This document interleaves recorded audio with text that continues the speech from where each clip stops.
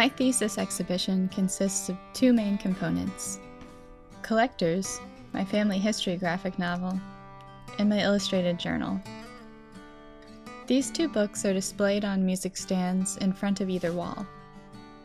Excerpts from each book have been printed on a large scale and framed for the illustrated journal or mounted on foam core for collectors.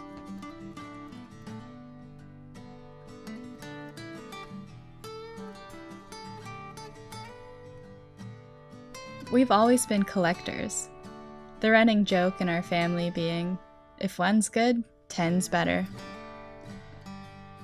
Even though my immediate family moved every 3 years while I was growing up, we kept a library of books, furniture, toys, and clothes, packing everything up into moving van after moving van instead of paring down to the essentials.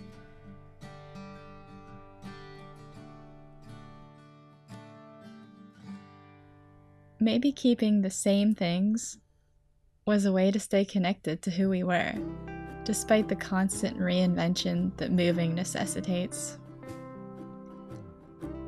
Looking back, this tendency didn't start with my generation, or even my parents' generation.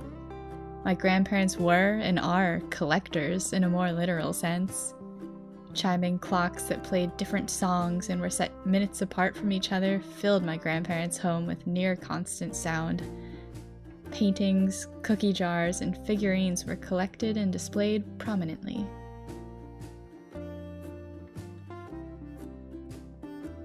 Grandpa kept a collection of over 50 watches that he would take out and show when the mood struck.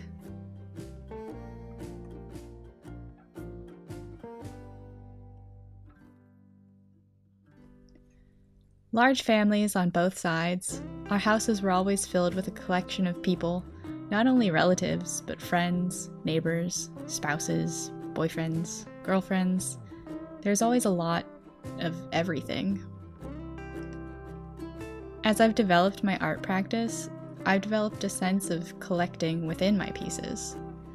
It feels like a return to my roots when I save small scraps of paper, fabric, receipts, pamphlets, essentially trash, and cut them up, mix them together with paints, markers, pens, pencils, and plenty of glue to create illustrations. These resulting illustrations tell the story in a deeper way than my words could alone.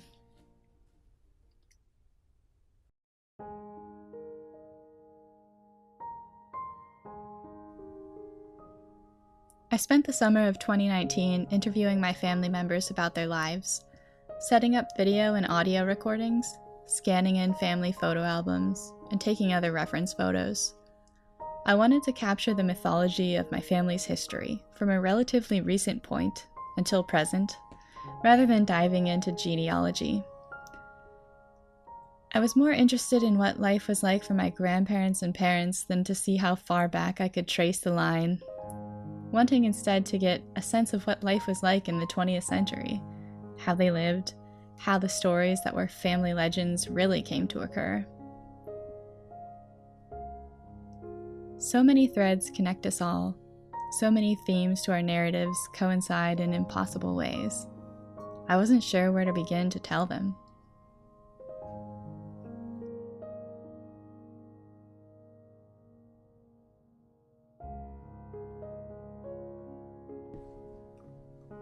In September 2020, Grandpa died. Through navigating the subsequent grief and confusion, I found a clear path to collectors. I would start with Grandpa. There was some comfort to be found in going through old interviews and photographs, remembering time spent together. The bulk of my interviews had been conducted with him and Grandma at that time, so it felt like a natural starting point. Using his stories as the reference point, I created the first section of collectors, planning to eventually populate the book with stories from the entire family. It spans from his early childhood to adulthood, detailing life growing up in New Jersey with a Polish family, to becoming an engineer, to marriage, loss, and having children. I also intersperse snippets of more recent events, some of my own childhood memories, the summer spent together, and the events surrounding his funeral. I handmade the book using a variety of paper and materials. I like the challenge and surprise of having to solve problems on a unique surface when the page is turned, and the unpredictability of the layout helps me to remain spontaneous and natural as I recount the stories. To bring collectors to life, I wanted to create a living collage, translating the two-dimensional drawings into three-dimensional space. I painted designs and patterns on furniture, simulating the textures that often occur in my drawings, and choosing objects that evoked memories of my grandparents' house. Accompanying this sense of my grandparents' house is a nod to the library of books that I grew up around. I printed many copies of Collectors, as well as my illustrated journal, which is split up into 3 volumes, and left them strewn on the table and on the nightstand.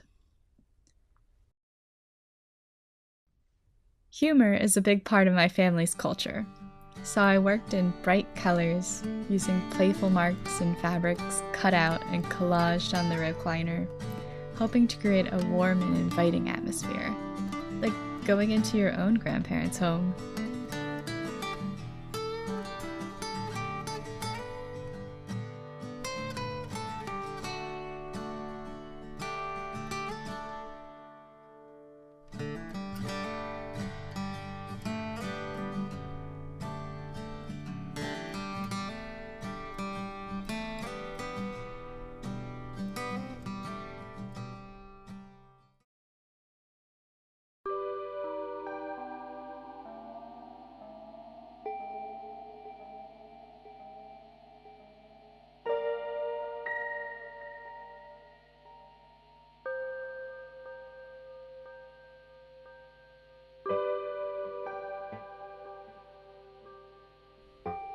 This playful tone sets the stage well for my illustrated journal, which shows my personal exploration, introspection, and growth over the past 2 years. I started working in this sketchbook in January 2019, with the intention of combining written journaling and observational drawings.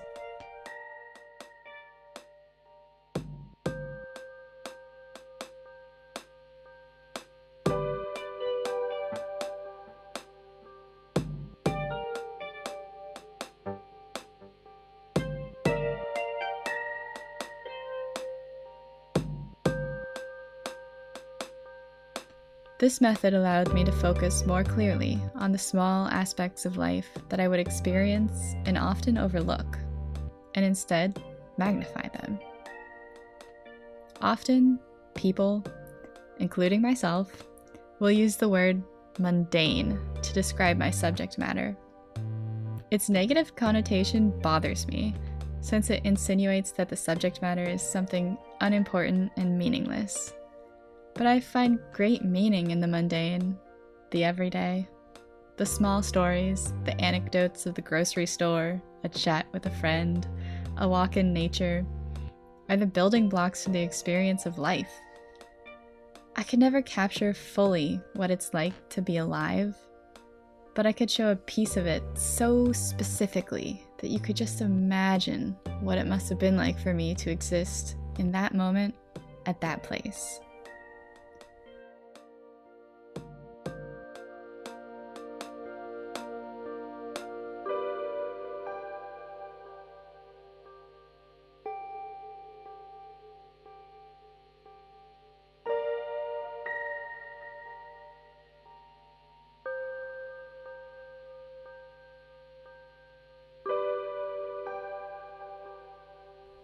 As I worked in my journal, I began in a uniform method, using black pens and a single color of highlighter to create each page.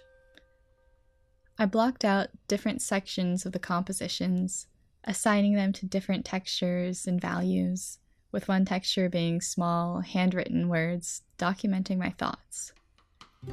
This limited palette allowed me to hone my vision, to see the bigger picture of the composition and select places, objects, and people to draw that would tell the narrative I had in mind.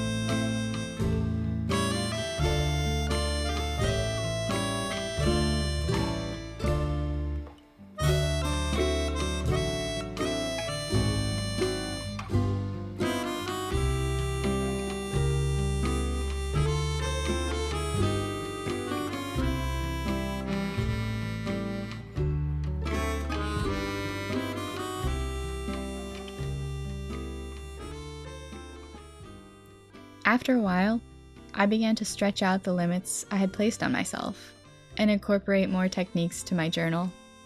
Since each page was a clean start, a fresh chance to record my experiences, I wanted to decide the medium I would use as I went along. I began experimenting wildly with mixed media, layering paints and markers and pencils, and, of course, incorporating collage materials. Instead of having a prescribed notion of what style the drawing should take, I let them occur naturally as the needs arose in my documentation process. This allowed me to incorporate more imagination into my compositions, and I started making pieces that felt surprising and spontaneous. It was at this point I noticed a shift in my approach to illustration.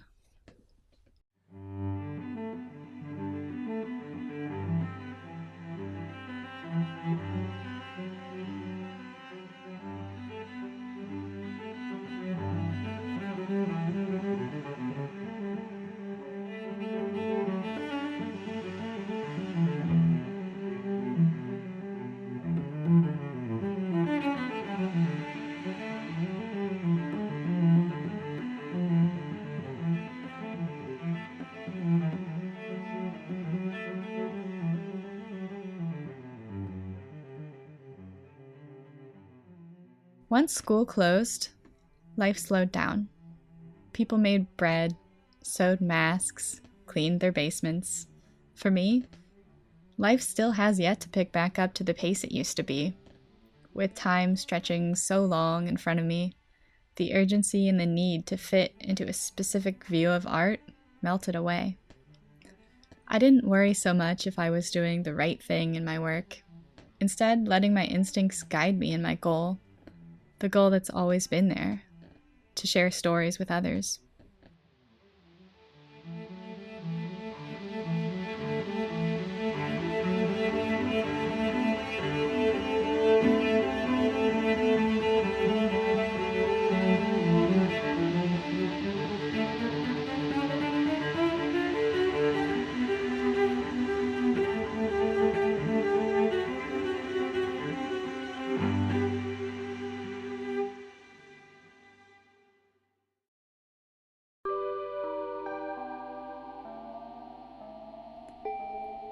Sometimes I would tone the page with colored charcoal or watercolors, or glue in tickets and ripped paper.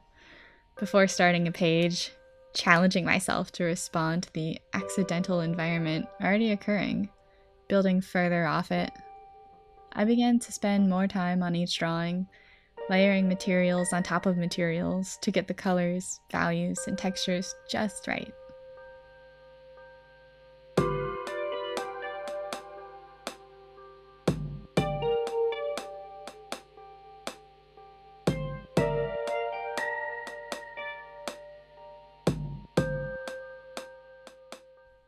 Through this process, my work developed to be more colorful and flexible, something that resonates better with my storytelling inclinations.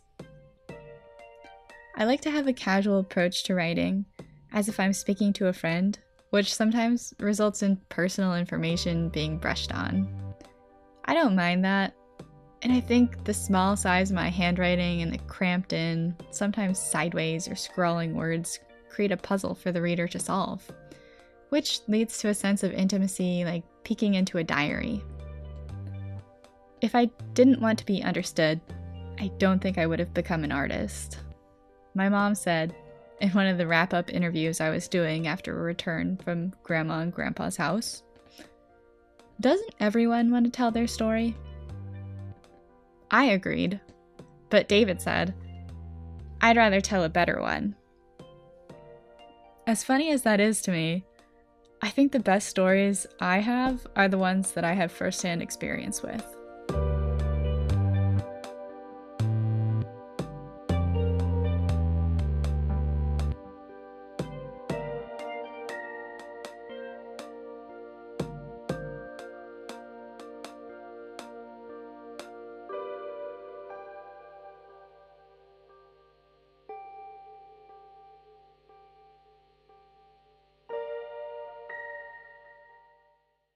They might not have the most dramatic elements to them.